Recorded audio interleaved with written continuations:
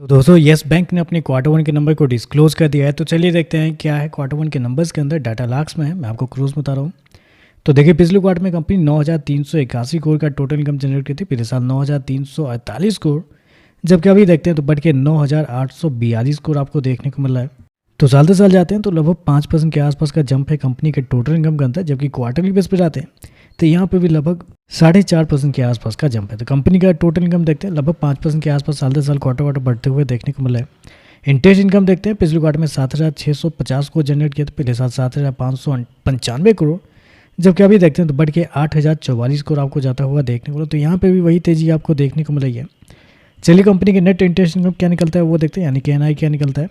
तो पिछले साल कंपनी का जो नेट इंटरेस्ट इनकम था वो था लगभग 2,371 करोड़ के आसपास। पिछले क्वार्टर की बात करते हैं तो 2,637 करोड़, जबकि अभी देखते हैं तो बढ़ के 2,787 करोड़ आपको जाता हुआ देखने को मिला। तो यहाँ पे देखते हैं तो यहाँ पे एक अच्छी खासी तेजी आपको देखने को मिल रही है। साल से साल लगभग 17% के आसपास है। क्वार्टरली बेस पे जाते हैं तो लगभग 5 से 6% के आसपास का जंप आपको देखने को मिला है।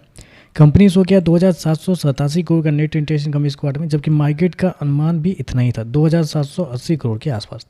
तो आप कह सकते हैं रेवेन्यू टोटली इनलाइन आपको देखने को मिल रहा है।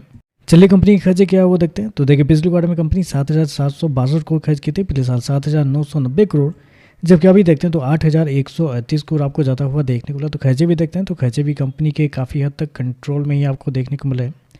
प्रोविजन देखते हैं तो देखिए पिछले क्वार्टर में कंपनी प्रोविजन ग्रुप में 187 करोड़ कमाए थे, पिछले साल 284 करोड़, जबकि अभी देखते हैं तो बढ़ के 394 करोड़ आपको जाता हुआ देखने को मिला। तो प्रोविजन देखते हैं तो प्रोविजन आपको बढ़ते हुए देखने को मिल रहा है। क्वार्टरली बेस पे भी देखते हैं तो लगभग डबल से भी ज़्यादा आपको देखने को मिला। तो प्रोविजन काफ़ी ज़्यादा इस क्वार्टर में देखने को मिल रहा है।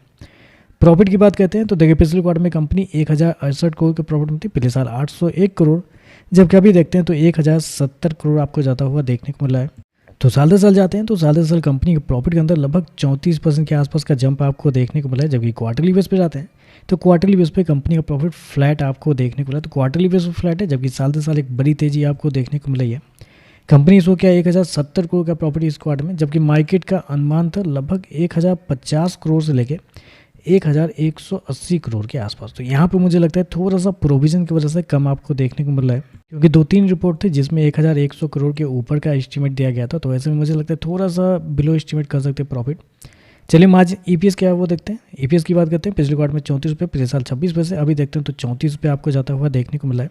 एनपीए की बात करते हैं पिछले साल 1.6 ग्रॉस एनपीए था, अभी देखते हैं तो 1.3% है, जबकि पिछले क्वार्टर में 1.3% के आसपास, जबकि नेट एनपीए देखते हैं तो पिछले साल 0.3% के आसपास, अभी देखते हैं तो 0.2 है, जबकि पिछले क्वार्टर में 0.2% के आसपास।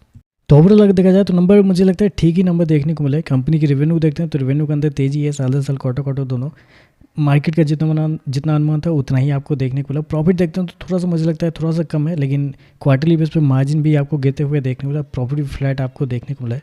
तो नंबर अच्छे हैं, लेकिन मतलब उतने कुछ खास नंबर नहीं है। बाकी देखते हैं मार्केट इस पर कैसे ये कहता है। वीडियो पसंद आया तो लाइक कीजिएगा, साथ में साथ चैनल को सब्सक्राइब जो कीजिएगा। धन्यवाद।